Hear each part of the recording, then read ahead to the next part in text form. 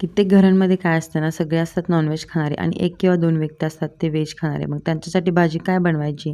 हा सगळ्यात मोठा प्रश्न असतो. त्यावेळी तुम्ही व्हेज अंडा करीची रेसिपी नक्कीच बनवू शकता. माझ्या या पद्धतीने तुम्ही ही रेसिपी बनवली तर व्हेज मंडळी अगदी बोटं चाकत राहतील. एवढी स्वादिष्ट आणि चमचमीत अशी ही रेसिपी तयार होते. चला तर रेसिपी बघूया मग.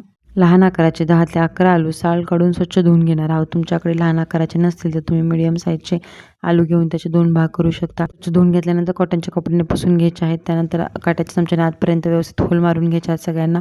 तेल गरम करून त्याच्यामध्ये आलू गोल्डन होईपर्यंत आपल्याला फ्राय करून घ्यायचे आहेत. 2 मध्यम आकाराचे कांदे आणि टोमॅटो भाजून त्याच्यामध्ये 5 ते 6 लसूण पाकळ्या घालून मिक्सरला व्यवस्थित पेस्ट तयार करून घ्यायची आहे. कढईमध्ये तेल गरम करून त्याच्यामध्ये 1.5 चमचा साठवणुकीचा मसाला, 1 चमचा लाल मिरची पावडर, 1 चमचा धना जिरा पावडर, 1 चमचा सब्जी मसाला घालून व्यवस्थित परतून घ्यायचा आहे. तयार पेस्ट घालून तेल सुटेपर्यंत परतायचं आहे. त्यानंतर फ्राय केलेले आलू गरम पाणी घालून चवीनुसार मीठ घालून उकळी येऊन द्यायची आहे. 5 ते 6 मिनिटं गरमागरम आपली व्हेज अंडा करी तयार आहे.